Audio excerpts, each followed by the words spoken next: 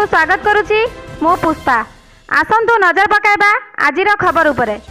Active mode रे block grant शिक्षक Odisha school college शिक्षक कर्मचारी मंच पक्षरु चांदबाली काली मंदिर निकटरू ब्लॉक ग्रांट शिक्षक एवं अध्यापक माने एक शोभा यात्रा रे बाहरी बजार परिक्रमा करिबा परे चांदबाली ब्लॉक कार्यालय आगरे गणधारणा और प्रतिवाद सभा करिसंती।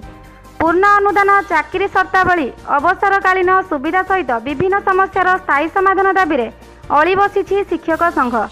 जेपर्यंत दाबी पूरण न होईछि ए आंदोलन जारी रहिबो बोली चेतावनी दैछंती।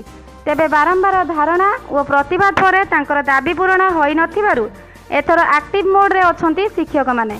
ए आंदोलन तीव्ररु तीव्रतर हेबो बोली चेताई दैछंती। सारा ओडिशा रे स्कूल कॉलेज शिक्षक अध्यापक मिलित मंचर आंदोलन चली राजरास्तार शिक्षक मैंने आंदोलन करुँच।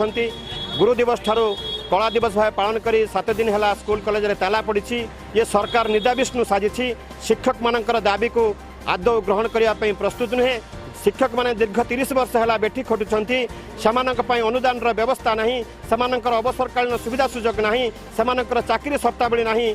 मिछरे मिछरे भंडे आमको 2017 मसीहा अक्टोबर मास 1 तारिख में नवीन पट्टनायक घोषणा कले जे ओडिशा माटी ब्लॉक ग्रांट उच्छेद है किंतु आम ब्लॉक में गतकाली ठारू ये आंदोलन चली। आज आम एठारे उपस्थित अच्छु। स्कूल कॉलेज शिक्षक अध्यापक कर्मचारी भाई मैंने आम सहित अच्छा। जे पर्यंत सरकार आम दाबी न शुणी, जे पर्यंत आम दाबी पूरण न होइछि से पर्यंत ये धारणा एवं ये आंदोलन चलिबो। विभिन्न राजनीतिक दल और संगठन यहाकु समर्थन करी आंदोलन स्थल रे उपस्थित थिबार देखिबाकु मिलिछि। चांदबाली विजय सामल रिपोर्ट, काबिल न्यूज ओडिशा। आजिर बुलेटिन को एठी रखुछु। अधिक खबर पई सर्च करंतु आमर यूट्यूब चैनल काबिल न्यूज ओडिशा। नमस्कार।